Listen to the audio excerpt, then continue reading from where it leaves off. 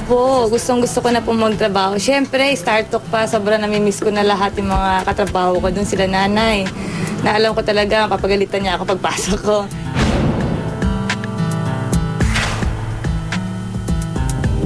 Nitong Huwebes, sinamahan ng StarTalk si Alisa Alano sa kanyang follow-up check-up. Ito'y 2 linggo matapos i-discharge ang host comedian ng Marikina Valley Medical Center. Nakita ko si Alisa kanina, naglalakad, medyo mabilis nang maglakad as compared before. Kasi last time, naka-wheelchair pa. So mukhang okay naman, mukhang maganda yung progreso ng kanyang paggaling. Kung matatandaan, isang tagusang butas mula sa tiyan ang nilikha ng pagkakatusok sa kanya ng 5 metrong tubong nagmula sa metal barrier ng MMDA na sinalpok ng kanyang SUV sa Marcos Highway noong October 14. Sa experience ko sa ganitong panahon, kung magkikiloid ang pasyente, lumalabas na. Sa kanya, maganda, konti na lang yung pamumula, may isang area na lang, pero the rest of the wound, okay, nagkukulay yung natural na kulay na niya.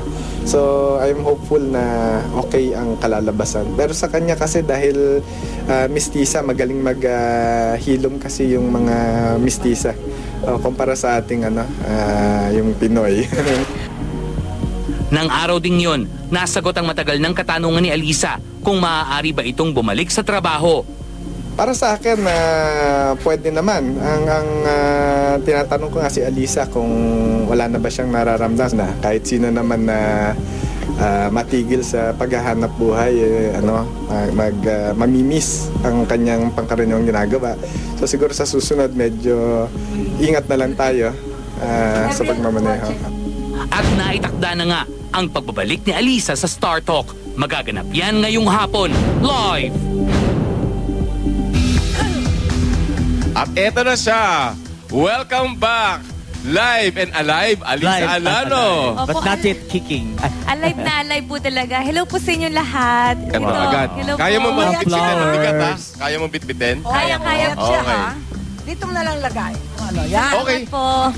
Alisa, kasi parang nagmamadali ka yatang bumalik dito. Ganun mo ba kami na-miss talaga? Sobra. Kasi pinapanood ko kayo lagi every Saturday. So sabi ko, gusto ko nang bumalik. Okay lang naman siguro kahit na nakaupo. Oo. At nakaupo Ang ka nga. namimiss mo na yata pagbate eh. Isa yun, Nay. Siyempre, ikaw din. Oo, siya lang.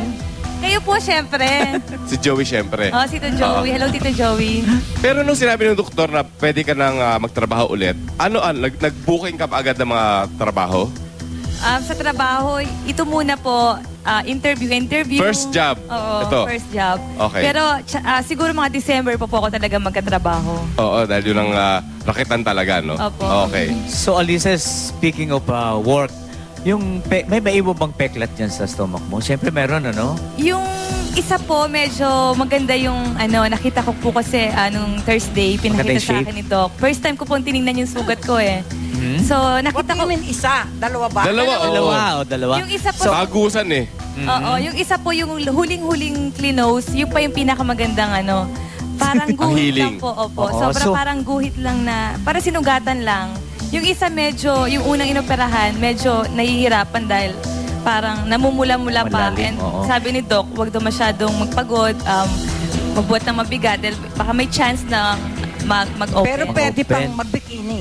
Oo, hindi Pwede, ba Nay. Mag-post pa ako sa FHA. Oo, so hindi makasagabal yan sa pagpo-post mo sa Kumusta naman Men's yung mga, Magazine. mga na-aksidente mo? Ginugulo ka pa rin ba? Ay, hindi. Never naman siyang ginulo eh. Oo, never ako ginulo na dahil mababait sila.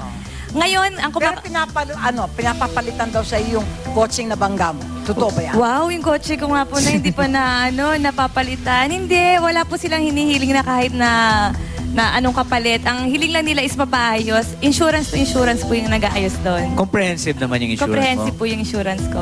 Okay, mabuti naman. Pero ito na ngayon, ang MMDA, okay, hanggang ngayon ba kinukulit ka pa rin at pinapadalang ka pa rin ng notice na bayaran mo ang nasira mo daw na metal barrier? Ang laki noon, ano? Yes, okay, si Lolita sasagot. Dahil nakausap niya si Chairman Tolentino. Oo, nakausap ko si Chairman Francis Tolentino.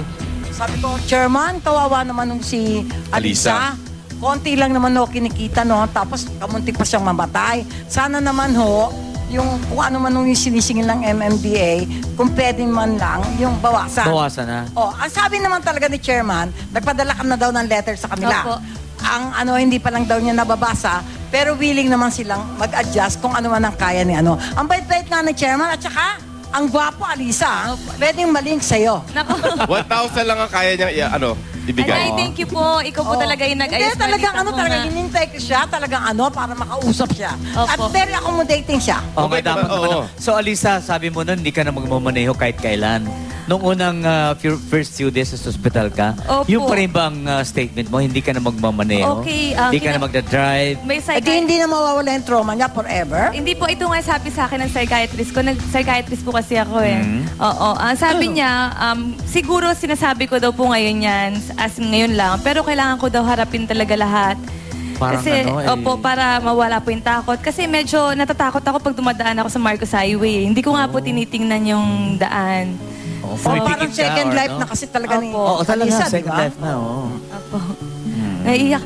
Masakit So- yung opera ko. Pero alam mo, masasabihin ako sa'yo, yung, di ba pag nilalaipo, tinutusok-tusok? Opo. Parang nilaipo ka na rin. Kung mayat, gumanda katawan niya, ha? Nakaswero siya. Paano naman di Para papayat mag-classic yan? life po, ano? Aray ko So, po. Alisa, sino mga gusto mong pasalamatan bukod sa mga ang doktor mo? Bukod kay Dr. At sino Vicky sa- Bello? Of course, MMDA chairman. Oo, si Thank you din. Si Ayan. Chairman. Bukod po kay Chairman Tolentino, sa nag-rescue sa akin si Ronald Mejia. Sa doktor ko na napakagaling, maraming salamat, Dr. Santa Ana. And kay Dr. Vicky Bello, na ako tumulong po sa akin yan, sobra-sobra. And sa Flawless, sa Healthy Smile, maraming salamat din. Present ako, samantalayin ko na po kasi medyo ilang Saturday ako nawala, nga, di ba? hindi siya nakabati, Opo, ano? pero lahat po ng mga sponsor ko at saka ini-endorse ko, dumalaw po at nagbigay ng tulong naman sa akin. Sino ba yon? Aries Placenta, ang Velo, ang Flawless, Healthy Smile.